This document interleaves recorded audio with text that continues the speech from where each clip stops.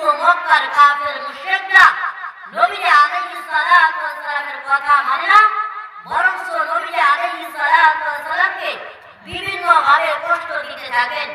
এই জন্য আল্লাহ রাব্বুল আলামিন নবী মুহাম্মদুর রাসূলুল্লাহ সাল্লাল্লাহু আলাইহি ওয়াসাল্লামকে জানিয়ে দিলেন, পয়গম্বর আপনার কওমের লোকদেরকে বলে দেন, তারা যদি আমার প্রতি ঈমান না আনে, আপনাকে নবী বলে বিশ্বাস না করে, তাহলে কিন্তু নূহ আলাইহিস সালাতু ওয়াস সালামের কওমের লোকদেরকে যেভাবে আমি ধ্বংস করে দিয়েছিলাম, আপনার কওমের লোকদেরকেও সেভাবে ধ্বংস করে দিব। পয়গম্বর নূহ আলাইহিস সালাতু ওয়াস সালামের ঘটনা কেন উল্লেখ করলেন? পয়গম্বর নূহ আলাইহিস সালাতু ওয়াস সালাম একজন জলিলুল কদর পয়গম্বর ছিলেন। তিনি হযরত ইদ্রিস আলাইহিস সালাতু ওয়াস সালামের বংশধর ছিলেন। হযরত ইদ্রিস আলাইহিস সালাতু ওয়াস সালামের বংশধর থাকা সত্ত্বেও পয়গম্বর নূহ আলাইহিস সালাতু ওয়াস সালামকে আল্লাহ রাব্বুল আলামিন 950 বছর অথবা 1400 বছর পর্যন্ত হায়াত দিয়েছিল। পয়গম্বর নূহ আলাইহিস সালাতু ওয়াস সালাম তিনি আল্লাহ রাব্বুল আলামিনকে এমন ভয় করতেন যে ভয়ের কারণে সদা সর্বদাই তিনি কর্ণন করতেন। পয়গম্বর নূহ আলাইহিস সালাতু ওয়াস সালামের নাম ছিল আব্দুল গফফার, কিন্তু বেশি কর্ণন করার কারণে আল্লাহ রাব্বুল আলামিন তার নাম দিয়ে দিল নূহ। পয়গম্বর নূহ আলাইহিস সালাতু ওয়াস সালাম তিনি অনেক বড় ইবাদতগুজার বান্দা ছিলেন। পয়গম্বর নূহ আলাইহিস সালাতু ওয়াস সালাম তিনি রাতে এবং দিনে 900 রাতে এবং দিনে 300 রাকাত নামাজ আদায় করতেন।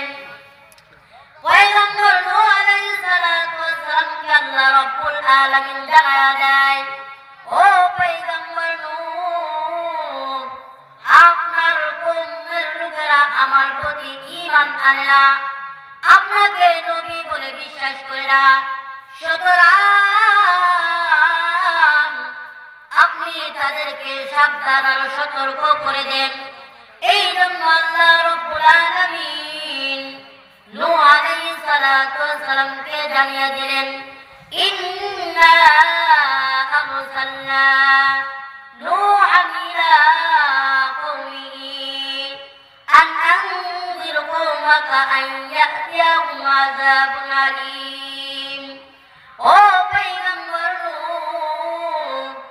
নূহ আলাইহিস সালাতু ওয়াস সালামকে আল্লাহ রাব্বুল আলামিন হুকুম করলেন, আর পয়গম্বর নূহ আলাইহিস সালাতু ওয়াস সালাম তার কওমের লোকদের কাছে চলে গেলেন।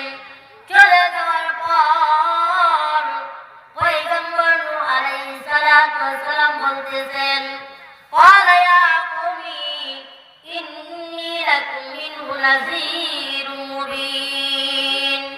আমার কওমের লোকেরা শোনো,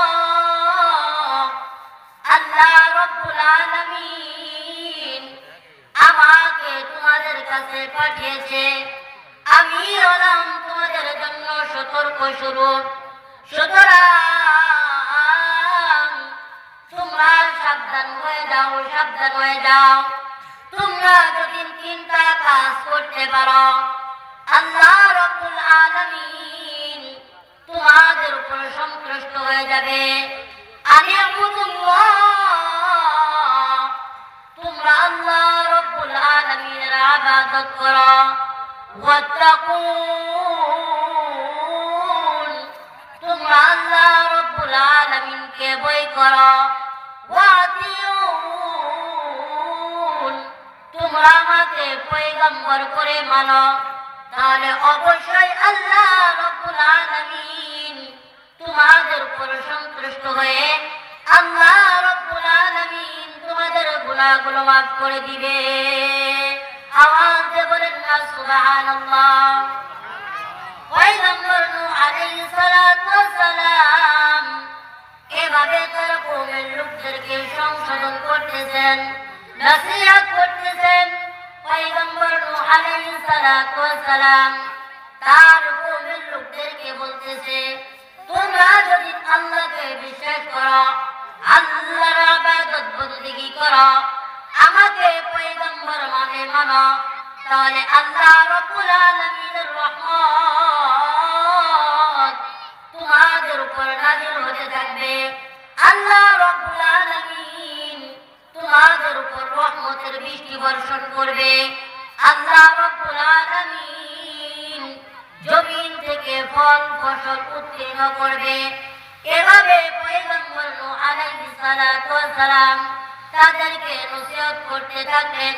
পয়গম্বর নূহ আলাইহিস সালাতু ওয়াস সালাম তাদেরকে রাত্রিবেলাও নসিহত করেন, দিনেও নসিহত করেন, সর্বহালতে নসিহত করেন। কিন্তু পয়গম্বর নূহ আলাইহিস সালাতু ওয়াস সালামের নসিহত তারা গ্রহণ করে না, আল্লাহর প্রতি ঈমান তারা আনে না। পয়গম্বর নূহ আলাইহিস সালাতু ওয়াস সালামকে আল্লাহর পয়গম্বর করে মানে না। এই জন্য পয়গম্বর নূহ আলাইহিস সালাতু ওয়াস সালামের যত চেষ্টা ছিল সকল চেষ্টাগুলো প্রয়োগ করেছে। প্রকাশ্যভাবে দ্বীনের দাওয়াত দিয়েছে, গোপনে ভাবে দ্বীনের দাওয়াত দিয়েছে। পয়গম্বর নূহ আলাইহিস সালাতু ওয়াস সালামের দ্বীনের দাওয়াত গ্রহণ করে না, বরং তার কাছ থেকে দূরে সরে চলে যায়। যেই সময় পয়গম্বর নূহ আলাইহিস সালাতু ওয়াস সালাম তার কওমের লোকদের কাছে আসলো আল্লাহ রাব্বুল আলামিনের পরিচয় দেওয়ার জন্য, তারা তাদের কানের ভিতরে আঙ্গুল ঢুকিয়ে দিত, যাতে করে নূহ আলাইহিস সালাতু ওয়াস সালামের কথা তাদের কানের ভিতরে প্রবেশ না করে। এভাবে পয়গম্বর নূহ আলাইহিস সালাতু ওয়াস সালাম ৯৫০ বছর দাওয়াত দিয়েছে। ৯৫০ বছর দাওয়াত দেওয়ার পর মাত্র ৮০ জন মানুষ পয়গম্বর নূহ আলাইহিস সালাতু ওয়াস সালামের অনুসরণ করেছে। আল্লাহ রাব্বুল আলামিন পয়গম্বর নূহ আলাইহিস সালাতু ওয়াস সালামকে জানায়া দিলেন, ও পয়গম্বর নূহ, আপনার কওমের লোকেরা আমাকে বিশ্বাস করবে না, আপনাকে অনুসরণ আর অনুকরণ করবে না। পয়গম্বর নূহ আলাইহিস সালাতু ওয়াস সালাম তার কওমের লোকদের অবস্থা দেখে বুঝতে পেরেছে আসলেও তারা ইসলাম ধর্ম গ্রহণ করবে না।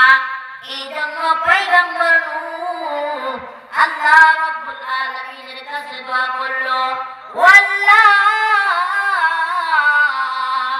আমার কওমের লোকদেরকে আমি আমার চেষ্টা অনুযায়ী দাওয়াত দিয়েছি, তারা দ্বীন ইসলাম গ্রহণ করে না, আপনার প্রতি ঈমান আনে না।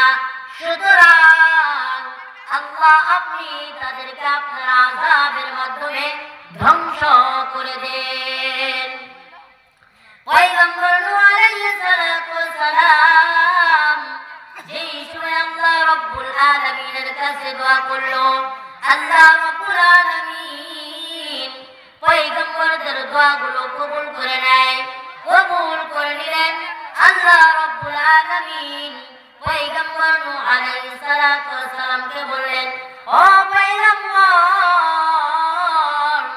আপনি একটা গাছ রোপণ করেন। পয়গম্বর নূহ আলাইহিস সালাতু ওয়াস সালাম তিনি একটা গাছ রোপণ করলেন। যেই সময় গাছের বয়স ৪০ বছর হলো, আল্লাহ রাব্বুল আলামিন পয়গম্বর নূহ আলাইহিস সালাতু ওয়াস সালামকে বললেন, ও পয়গম্বর, আপনি এই গাছটাকে কেটে ফেলেন। আল্লাহ রাব্বুল আলামিনের হুকুমে পয়গম্বর নূহ আলাইহিস সালাতু ওয়াস সালাম গাছটাকে কাটলেন। আল্লাহ রাব্বুল আলামিন বললেন, এই গাছের মাধ্যমে আপনি কিস্তি তৈরি করেন। পয়গম্বর নূহ আলাইহিস সালাতু ওয়াস সালাম তিনি একটা কিস্তি তৈরি করলেন। কিস্তিটা হলো ৬০ গজ লম্বা, ৩০০ ফিট, ৩০০ ফিট হলো প্রস্থ। পয়গম্বর নূহ আলাইহিস সালাতু ওয়াস সালাম যেই সময় এই কিস্তি তৈরি করা শেষ হয়ে গেছে, আল্লাহ রাব্বুল আলামিন পয়গম্বর নূহ আলাইহিস সালাতু ওয়াস সালামকে বললেন, ও পয়গম্বর, পেয়েছে, আমাকে রব বলে মেনেছে, আপনাকে নবী বলে মেনেছে, ওই সমস্ত মানুষদেরকে আপনার কিস্তির উপরে তুলেন এবং আপনার আশেপাশে যত প্রকারের মাখলুকাত রয়েছে প্রত্যেক প্রকারের মাখলুকাতের মধ্যে থেকে এক জোড়ায় জোড়ায় করে আপনার কিস্তি দিলেন। পয়গম্বর নূহ আলাইহিস সালাতু ওয়াস সালাম তিনি আল্লাহ রাব্বুল আলামিনের হুকুমে তাই করলেন। আল্লাহ রাব্বুল আলামিন পয়গম্বর নূহ আলাইহিস সালাতু ওয়াস সালামকে হুকুম করলেন, আর হুকুম যে সময় মান্য করলেন আল্লাহ রাব্বুল আলামিন লাগাতারে 40 দিন পর্যন্ত বৃষ্টি হতে থাকলো, আর বাতাস চালু হয়ে গেল। পয়গম্বর নূহ আলাইহিস সালাতু ওয়াস সালাম তিনি তো বুঝতেন যে সকল মানুষ ধ্বংস হয়ে যাবে, সকল প্রাণীগুলো ধ্বংস হয়ে যাবে।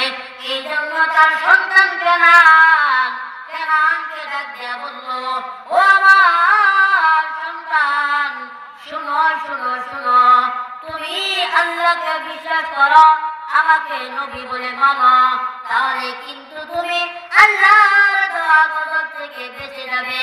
কিন্তু আল্লাহ রাব্বুল আলামিন যার কপালে হেদায়েত নাই সে কখনো কোনোদিন হেদায়েত পায় না। ওই সময় কেনান বলে, ওরে বাবা, যতই বৃষ্টি হোক না কেন আমি পাহাড়ের চূড়ায় দাঁড়িয়ে থাকবো, ওই পাহাড়ের উপর তো পানি যেতে পারবে না। আমাদের দেশের ভিতরেও এমন কিছু মানুষ আছে হক্কানি উলামায়ে কেরামরা তাদেরকে নসিহত করে সঠিক পথে আসেন, কোরআনের কথাগুলো মানেন, ইসলামগুলো মানেন, নবীর তরিকায় চলেন, কিন্তু না না না, তারা কোরআন বিদ্বেষী কথা বলে, ইসলাম বিদ্বেষী কথা বলে, নবী বিদ্বেষী কথা বলে, নবীকে নিয়ে কটূক্ত করে। তারাই হলো আবু জাহাল, আবু লাহাব, তাদের দলে দলভুক্ত লোক। কিনা বলেন? পয়গম্বর নূহ আলাইহিস সালাতু ওয়াস সালাম এভাবে তিনি কি করলেন, কিস্তির উপর ওই সমস্ত মাখলুকদের তুললেন, আর আল্লাহ রাব্বুল আলামিন লাগাতার এমন বৃষ্টি দিলেন যে পাহাড় কিলো এমন ভাবে পাহাড়ের উপর 40 ফিট পর্যন্ত পানি উঠে গেছে। এখন কেনান কি করবে বলেন? ধ্বংস হয়ে গেছে, সকল কিছু কি হয়ে গেছে? ধ্বংস হয়ে গেছে। কিসের কারণে? তারা আল্লাহ রাব্বুল আলামিনের হুকুমকে মানে নাই, পয়গম্বর নূহ আলাইহিস সালাতু ওয়াস সালামকে পয়গম্বর করে মানে নাই, তারা আল্লাহ রাব্বুল আলামিনের সঙ্গে গাদ্দারি করেছে। এই জন্য আল্লাহ রাব্বুল আলামিন তাদেরকে ধ্বংস করে দিয়েছে।